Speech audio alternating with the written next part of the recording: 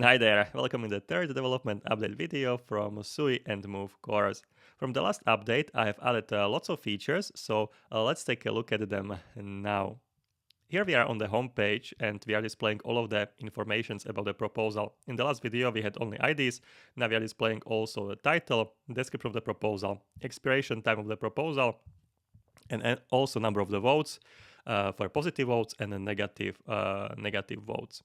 I can also open the proposal, and here optionally, or maybe for the future implementation, we could display here some more information about the proposal. So yeah, basically the same information: the title, description, number of the yes votes and no votes, and also the buttons that we can vote on the proposal.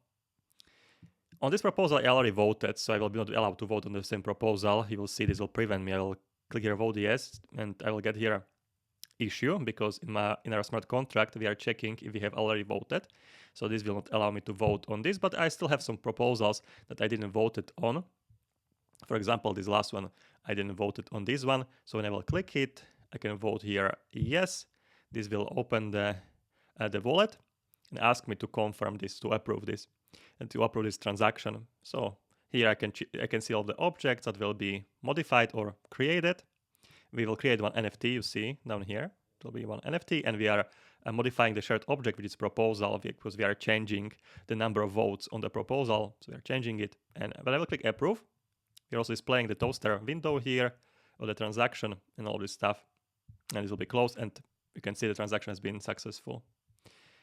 I'm not updating the view at the real time. This was still for the next lecture, so you can see the vote count hasn't been updated. So we will actually need to refresh, and then I will see then has been updated vote count. We saw in a transaction we created one NFT. You should be able to see it in your wallet, and I will go to NFT section here, and here we have voted on this one here. Okay, so you can see all the informations, description about this proof of voting on, and this is proposal. This is proposal ID, what we have voted on. Everything is explained in the course, what this data means and how to create NFTs, and all this stuff is explained in the videos. Code-wise, we have added lots of code in our proposal move package, proposal module, I should say, the package. The voting system is package.